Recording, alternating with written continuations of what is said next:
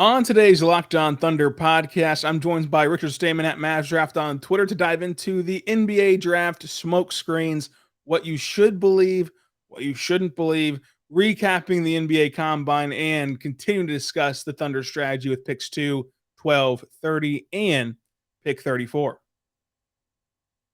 You are Locked On Thunder, your daily Oklahoma City Thunder podcast. Part of the Locked On Podcast Network, your team every day.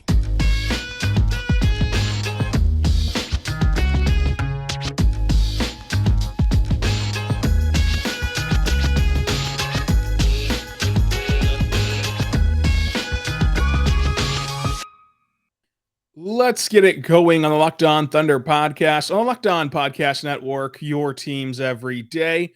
I'm your host, media member, and ThunderSententions.com editor-in-chief, Rylan Stiles. You can follow me on Twitter at Rylan_Stiles. You can follow the show on Twitter at LOThunderPod. Email the show, LOThunderPod@gmail.com. On today's show, we're joined by Richard Stamen at Mavs Draft on Twitter, host of Locked On NBA Big Board, to dive into this NBA draft. Thank you for making us your first listen over here at Locked On Thunder. Make your second listen NBA Draft Big Board. Richard, how are you doing today as we continue to prep for the draft a month away? Yeah, it's getting more and more stressful. I think we're seeing more and more smoke screens every year. It seems to happen. I think we actually almost had a break from it the last 2 years because last year everybody knew Cade was going number one. There's really no debate about that. We had kind of stuff with Mobley Green, but outside of that, where's so much smoke screens? And then 2020, there was no smoke to be made because, you couldn't go outside to light a fire or anything. So it's a lot different this year. It's definitely nice to be back, but also kind of sucks to be back with that because there's a lot of unnecessary drama. But I'm excited regardless. It will be exciting to see how this all unfolds. Some of the unnecessary drama is hitting the Thunder. I want to talk about the biggest portion of it, and then we can get down to some of the little smoke screens that we've seen. The biggest one is from Henry Abbott, who mentioned that the Thunder could trade down to 4 from 2 in this draft. And then that was kind of heightened also by Yahoo putting out a report that the Thunder do like Jaden Ivey in this draft class. So what's the value of the second overall pick in this draft? And what would a trade even look like to move down from 2? Do you think that kind of has any sort of substance? Yeah, I mean, I still want a top 3 pick in this draft. I really do think that the way teams look at it is that it's a 3-man race. I don't think Jaden Ivey's truly in that number 1 mix like he was once perceived to be. So I think you want a top 3 pick. Like number 2 is fine. I don't know if really trading from 2 to 3 is going to happen. I think the most likely candidate really would be someone you look at, Detroit, who, I've been on Locked On Pistons and been very open about it. I know for a fact, this is sourced information that they wanted Chet Holmgren. If Chet Holmgren is there too, and Oklahoma City, who has come out and said, without saying it, they're probably going to take next year for Wembanyama. They'd probably rather take the chance at Wembanyama than Chet Holmgren, who's got risk factors. Wembanyama really just doesn't. And I could see them trying to get a huge monster package for number 5 to 2, which they can in turn use next year with whatever they get and moving back up if they miss out on Wembanyama on draft night. So are the Pistons the team that you've heard the most, that are at least the most public about loving Chet Holmgren? Yeah. I mean, a lot of teams loved him, but I know for a fact that they thought he was a dream fit for Cade Cunningham. So just like putting 2 and 2 together, I really do think they're bummed about landing at number 5. It's a really rough spot.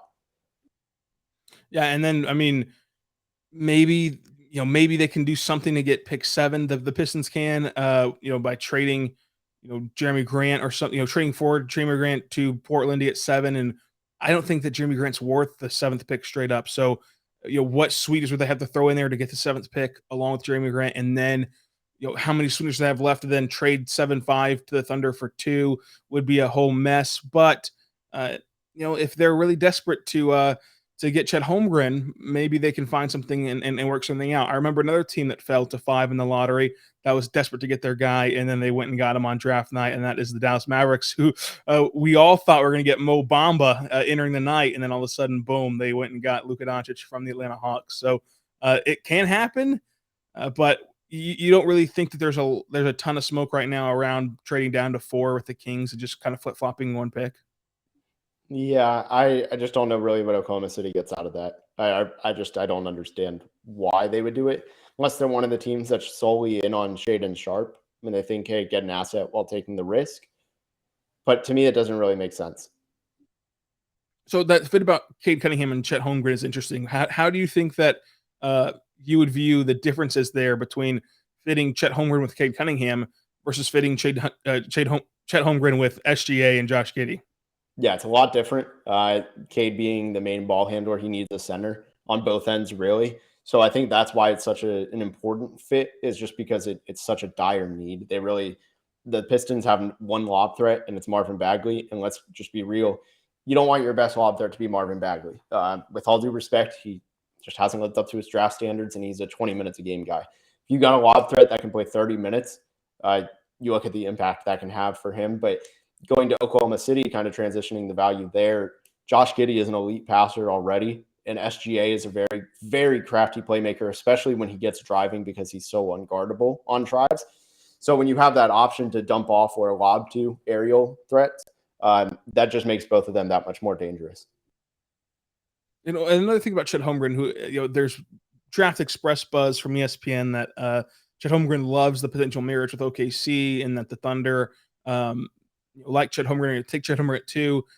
If that is the pick, what are the ways you can use Chet Holmgren OKC whenever you do have 2 ball handlers already in Josh Giddey and SGA? You have Josh Giddey, who needs to set others up, doesn't necessarily have that scoring first impact that SGA does, and then you have SGA, who is an ISO scorer that can get to the rim at a high clip and kind of does his damage at the cup. So how do you fit how you fit Chet Holmgren into that combination with Josh Giddey and SGA? And can you even run some offense through him, through the high post or anything to kind of get those 2 guys going without necessarily disrupting them at the rim? Yeah, I mean, I don't think it's ever a bad thing when you can have a front court player handle the ball and run some offense real quick. And I think that's pretty much the first and foremost thing is you don't need I'm a Mavs, I watch the Mavs, and they only have guards. They're the only people that can create on the team. Like literally nobody else on that team can create unless it's like the guy is flying by at a full speed, and then they can open the offense. You need front court players if you're trying to get towards that title competing level. You need front court players that can also create.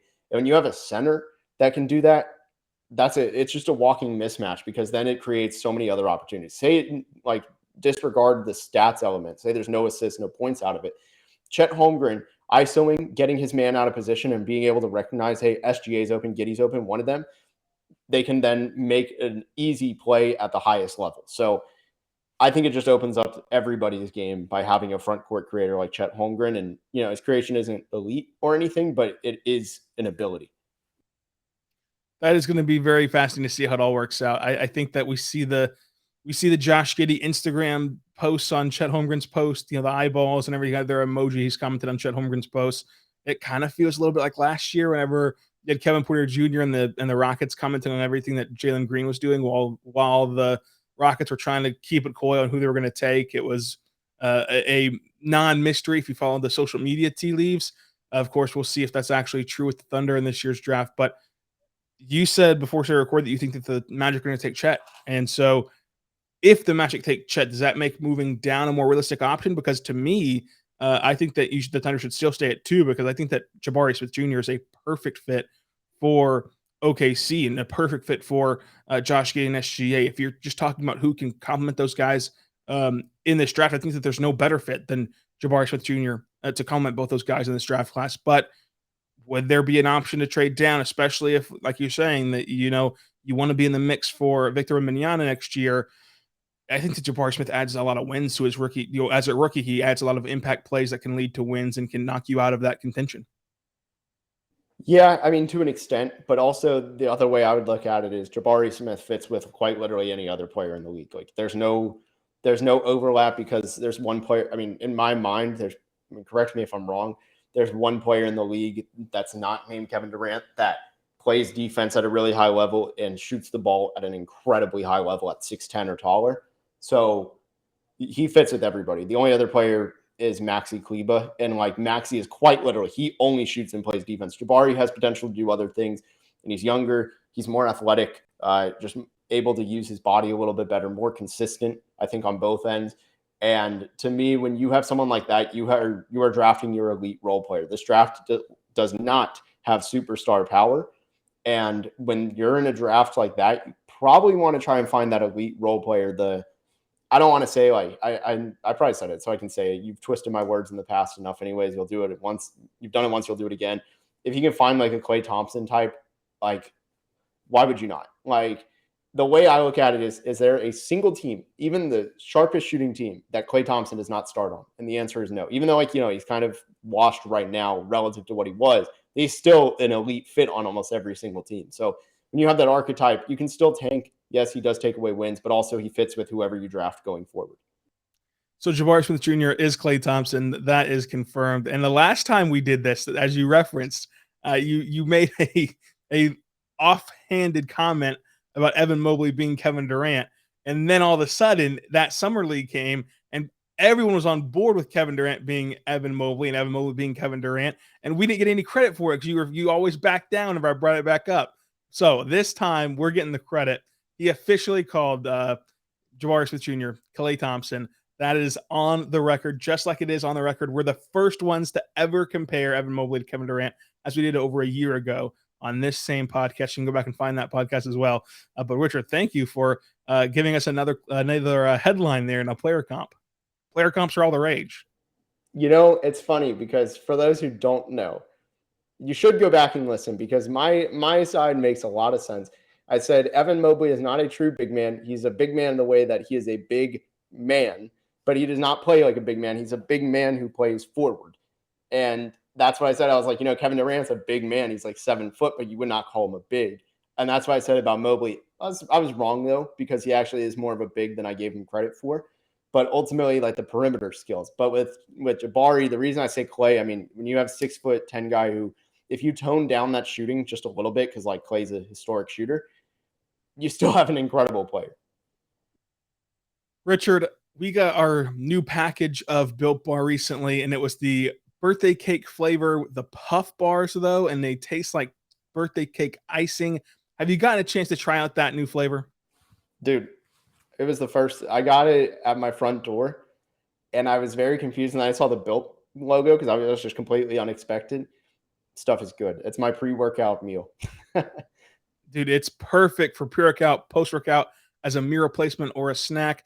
Amazing breakfast option as well to keep you held over all the way through dinner time. It's that filling. It's that good for you and good in general. Folks, Built Bars are awesome because that Built Bar that we think tastes like birthday cake icing and it just tastes so wonderful. It only has 140 calories and 15 grams of protein and 4 grams of sugar. It is exactly what you're going to want. It is perfect. Again, pre-workout, post-workout, meal replacement. They have so many other flavors.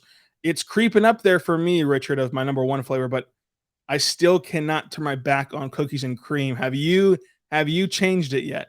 No, the cookies and cream are like the Evan Mobley of Built Bars. Am I right? I love cookies and cream, but I also love the new birthday cake puffs. So check it out today, built.com, promo code LOCK15, 15% off your next order. Built.com, promo code LOCK15, 15% off of your next order. We are back on the Locked On Thunder podcast, on the Locked On Podcast Network, your teams every day. I'm your host, Rylan Stiles. You can follow me on Twitter at Rylan_Stiles. Thank you for making Locked On Thunder your first listen every single morning. Every single day, we're here for you talking Thunder basketball. For your second listen, check out the Locked On NBA Big Board podcast, and you can hear about that from our guest, Richard Stamen at Mavs Draft on Twitter. Richard, what do we have on tap the next couple of weeks on NBA Draft Big Board? Man, we have a ton coming up. We have just a ton of general content about what we like and don't like in the upcoming draft in terms of fit. We're doing a lot of team focus, player focus, and just also providing some player evaluation in the middle of it. So we've got a ton coming up. You don't want to miss it. It's been a lot of fun. Honestly, been the most fun podcast I've been recording since I've been doing this. And so you mentioned before the break that there's no star power in this draft, and that's kind of cooled off. And I go back to a couple weeks ago whenever the big feeling around the draft community was, the player with the most star power was Paolo Banchero, but could he ever reach that star potential? Do you still think that that's true, or are you just off on none of these guys are going to be true stars? It's just who's going to be the best option of these three? Who's going to be like that number 2 guy or 3 guy? Yeah, I think you're looking at a bunch of fringe number one guys on a team, not like a true one. I think the entire last year's like pre-draft, of course, really the top five, I thought was an entire number one option. It was just ridiculous amount of talent loaded into one class. This year it's a little bit different. You get some hyper role players. You get some guys who are specialized at an elite skill kind of thing more than being an elite all around player. Chet Holmgren's got the best chance at it just because we haven't ever seen. I mean, just a simple background of how rare his ability is. No, the big list of bigs. I did the search for this. The list of big men, 7 foot or taller, to average 2 assists and 2 blocks a game, which he did both at Gonzaga last year. And there's no reason to think Drew Timme took a ton of his touches. Andrew Nembhard took a ton of his touches, 2 of the best passers at their position. He had to coexist with them, and he also was the main rim protector. No reason to think those won't translate. The list of big men to do that is ridiculously small, and it's all Hall of Famers for the most part. I think the worst one on there was like Vlade Divac. So when you're in that list and that's the worst player, your chances at stardom are pretty high. He's probably the best chance, but ultimately this is a draft where you're looking at role players that function at a high level. And it's not, I don't want to say like role player, you're not looking at like a class full of Herb Jones at the top, which is a good player, but you're getting chances at young talent that can grow from role players to, being the best role players in the league, if that makes sense. Right. And so we have a lot to dive into. And so we got the top 3 down. And I wanted to bring up number 12 and 30 real quick in this second segment before we talk about the combine in segment 3.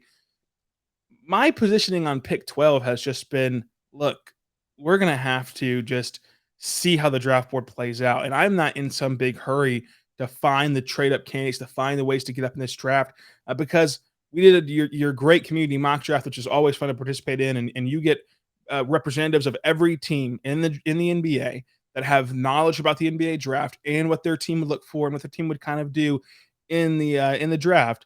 And in these mock drafts that we're doing, a lot of talented players always fall to 12.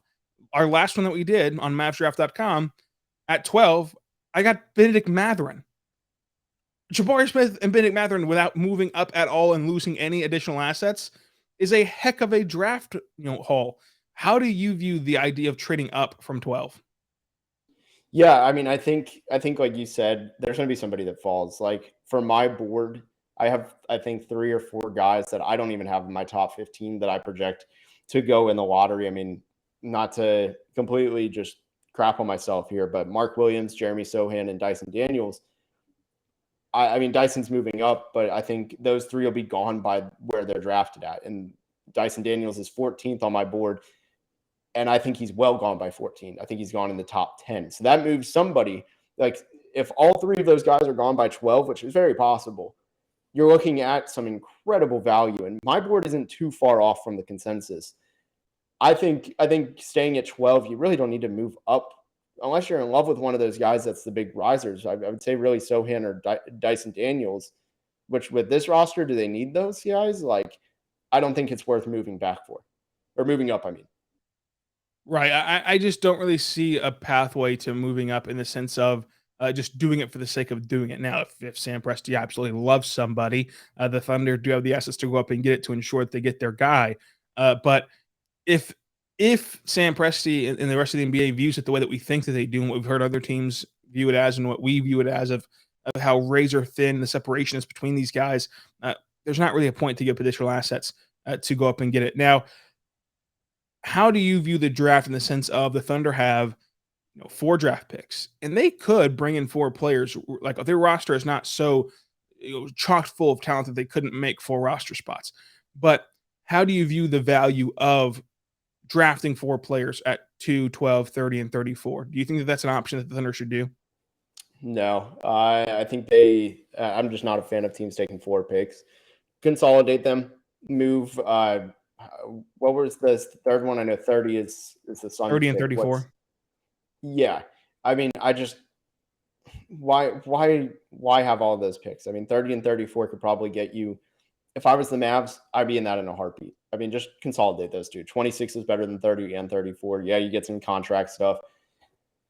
Look, Dallas probably needs 2 picks a lot more than Oklahoma City does. 1 quality player is better than 2 meh players. Yeah, and then if you're Dallas, you in that case you do move back, but you do get 2 players like you said, and you get a priority second round player that doesn't have to be on a first round rookie scale contract. You can kind of maneuver those contracts around however you like if you're Dallas to kind of fit better with your salary cap. And the Mavericks are known to give out some nice second round contracts. I mean, they gave Isaiah Roby the most expensive second round contract ever at the time that he signed it. So that's one option. Now, before we get into the combine after the break, I want to talk right now about Caleb Houston. What's happening here? There's a John Hollinger report that the Thunder have promised him at pick 30. And I feel like if anybody pulls out of the combine ever, the Thunder is just the automatic team that's promised him. Like it happened with Matisse Thybulle. It happens with everything. And sometimes they're right. Josh Houston, that was right. But it's happened with Matisse Thybulle. It's happened with a lot of other players where, for whatever reason, either they got picked before the Thunder or just didn't come to fruition, that they had these promises out there that just didn't happen. If it's true, how would you grade a Caleb Houston pick at 30? Yeah, not well. It would not go over well for me. You look at a guy who kind of shoots, has good size. He has good enough form, but didn't really shoot well at Michigan in a role I thought was pretty good for him. And the only other offensive, really overall value I feel like he brings is pick and roll passing. I posted a scouting report of his, and yeah, it's cool that he was old Vince Carter is what it was like to me. Dallas Vince Carter, who is a good player, but he has to be great at shooting to be able to have that translate because he does nothing else on the court. He doesn't play defense. Like his hips are incredibly stiff, probably a negative in that regard. Can't really shoot off the dribble, doesn't create. I wouldn't take him at 30. I would think that's a huge reach personally. Yeah, it just doesn't make a ton of sense. I mean, I know he put out of the combine stuff, and that oftentimes means he has a promise. And I know the Thunder are just always a team that gets thrown into the whole promise rank. But I mean, I have Caleb Houston 41 on my board, and I just don't see it. I just don't understand why you'd make that promise. And again, when you have pick 34, which he's probably not going to be gone by pick 34, why wouldn't you promise him pick 34, which is kind of a first round pick, and you then get the flexibility of signing him to a different form of contract, a different form of payment that fits better with what you want to do with your salary cap. It just doesn't make a lot of sense to me.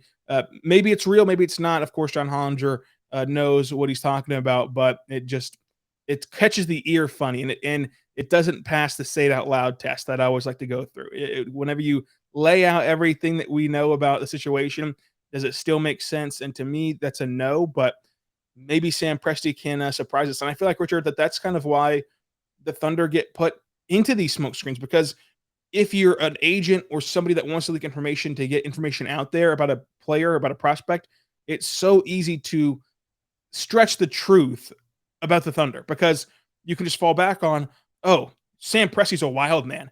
He might trade back from 2 because he just loves picks. Oh, he might take this guy because his board's never consensus and he just loves, trying these project prospects. And we've seen him take big swings before. I think that's kind of why the Thunder get thrown into a lot of these rumors.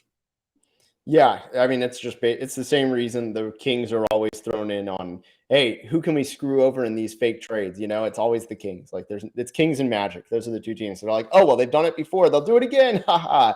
And it's like, okay, but that's not evidence. So I'd be shocked. Like, yeah, he does go against the grain whenever he wants, but also he's logical about it. Like he's smart when he goes against the grain. Just with all due respect, Caleb Houston is not the smart way to go against the grain. I mean, that's just not. To me, you could get better value. I think you can get better shooters at the spot, and you can get guys that are built similarly with similar pick and roll production. If I was going for that, I'd take Hugo Besson 10 times out of 10 over Caleb Houston, for example. We'll see what the Thunder end up doing, but we want to thank our partners over at BetOnline, the continued #1 source for all your betting needs and sports info. Find all the latest odds and news, sports developments, including this year's basketball playoffs, Major League Baseball fights, and even next season's NFL futures. BetOnline is your continued source for all your sports wagering information, from live betting, playoffs, esports, and more. Go right now to their website or even check your mobile device and learn more about the trends and actions this year at BetOnline, where the game starts. And folks, it's this easy. You type in BetOnline at the top. You go down to sports. and then you load up their sports book and you'll hit basketball, NBA. The Mavericks 7-point underdogs on the road on Thursday. Richard, are they going to extend this series or is it going to be over? You're really going to make me eat my words for when I'm wrong. They're definitely done. It was nice not to get swept.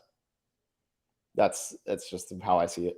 I'm hoping that they can make a run, but it's going to be tough to win on the road for Luka and the Mavs. But check it out. If you think that the Mavericks can pull it off, check out BetOnline and type in the Mavs series and get yourself some action on that game. We are back on the Locked On Thunder podcast on the Locked On Podcast Network, your teams every day. I am your host, Rylan Stiles. You can follow me on Twitter at Rylan_Stiles. Follow the show on Twitter at LO Thunderpod. Thank you for being Locked On Thunder, your first listen. Every single morning, every single day, we're here for you talking Thunder basketball. For your second listen, check out Locked On NBA.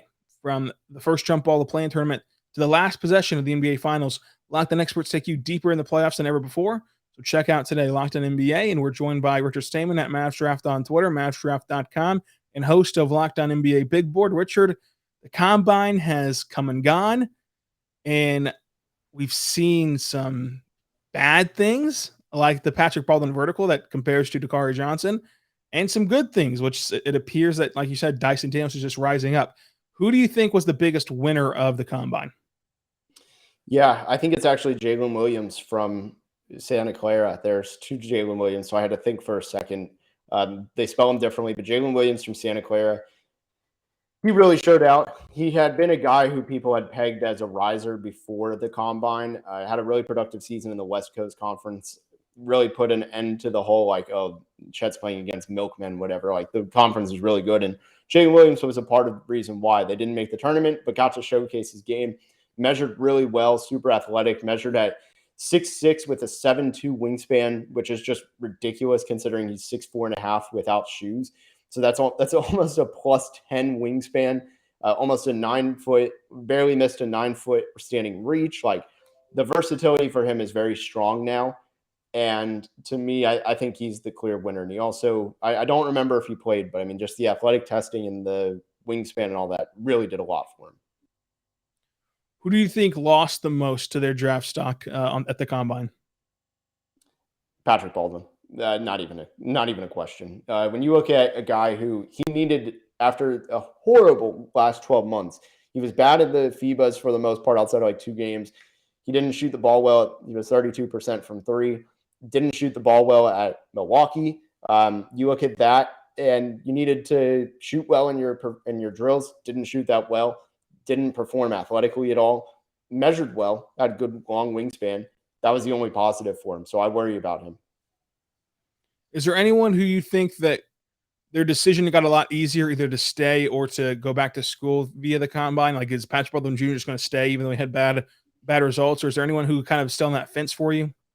Yeah, I feel like there's going to be some surprises. I think Baldwin almost has to stay because can it get worse? I honestly don't know, and I don't know if it can get better. So I think he stays in. A couple guys kind of stood out that just didn't make as much noise as I anticipated. Jabari Walker from Colorado, thought he might make a little bit bigger of a splash. John Butler, not sure what to make of him. He's an interesting 7'1" big man with a 7'2" wingspan. There's some interesting names in here, but I really don't know who goes back. I think the biggest one for me would be Max Christie or something, but I think he's staying in. I'm pretty sure I'd read something that he's staying in, but don't quote me on that. And then the last time we recorded, we both had recorded this Combine scrimmages and then hadn't watched them quite yet. But it seems like the winner from the scrimmages was Christian Braun, who conveniently enough, you and I have talked about him off the air. But has he done anything to change your perception on him, Christian Braun, via these scrimmages? I'm happy for him. He did in the scrimmages, but like, how much does that really impact anything? Yeah, just some little intel I've received on him about his Combine. Yes, he played well in the scrimmages, but in the pro day and stuff with his agency, he did not do well at all. Like, he wasn't shooting the ball. I have a lot of worries about him. I don't think he can drive. I don't think he can dribble straight line drive left. I don't think it's possible for him. He doesn't pull up in a traditional sense. The only way he can pull up is if he has a ton of open room and gets his man to fly by, which is like he can't just pull up, stop on a dime and shoot over to a defender. That freaks me out. And also the low dip getting into the release. It's a long shot. It's a blockable shot. I'm still scared on Brown. I hope he's gone by the time Dallas picks. Richard, you're so kind to join us every single week, and I think that this will be a fun way to end from now on, leading into the draft, to kind of get an idea of the ebbs and flows of the draft process. But as of right now, your biggest draft day surprise is what? I mean, I think Dyson Daniels might be top 6 pick, but at that point, it's not really a surprise. It's become mainstream. So I would say somebody's going to fall to the second round that we don't see it coming at all. In my opinion, I have a bold one, and it might sound really stupid, so I'll just say it anyways. I'm going to take your test, see how stupid this sounds when it comes out, but Tari Eason. I've just heard bad things about his workout process. Like, not like the regimen he's going through, but just he had 2 workouts I've heard of where he was terrible. And that alarms me. Those are mid-first round teams that I know will pass on him. And I wonder how far that slide is going to go, because he's really talented. All-American, or I think was an All-American, really close at the least, but I'm pretty sure he's a 3rd-team All-American. But the teams have a lot of basketball IQ worries about him. So I think he might slide. Yeah, I mean, he's in the middle of the first round on my board. So if he's having bad returns on his private workouts, then yeah, it's not a great sign for staying in that first round, especially whenever there's going to be some guys who just blow it away, who are in the fringe of the second round, and they kind of leap up a little bit for their team. Who do you think that you've heard, if you've heard anybody about the private workouts that have just done the best to improve in these things that we just can't see? Yeah, the name I've heard thrown around, Keon Ellis. That dude is rising. You look at a guy who he only played 2 years at D1. He transferred up from, I believe, a Florida D2 school or something, community college, something like that. Went to Alabama, super skinny, but does everything that you ask of him. He's a hard worker. He's very good at what he does. And he's a 3-and-D wing. Like I said, really skinny, needs to add weight to really hit that defensive upside. But every workout I've heard anything about from him, he's been one of the best players. I mean, I've had players from the workouts telling me this. I've had agents telling me this, and I've had, the trainers and stuff relaying this information to me. Just anybody that you could think of that hasn't in with him has told me only good things. And to me, that's really positive. I think he's a guy who, if Oklahoma City keeps their 2 30s picks, it wouldn't surprise me if he's picked I think he might go as high as Dallas. I think at this point, you look at how the league should have learned from Desmond Bane, maybe just 4 spots, or maybe the Thunder even get him at the Desmond Bane spot at 30. I think he's a very realistic target in the 26 to 34 range now. And Keon Ellis has worked out with the Thunder. He was one of the first crop of guys that the Thunder worked out for a private workout. And then this week, we're going to start seeing bigger names start to go to these teams and have these interviews and workouts, right? Yeah, this is about the time now that the combine is pretty much in the past. Everything is done. We have a full week to recover. You're going to start seeing a lot of these bigger name prospects appear in private workouts.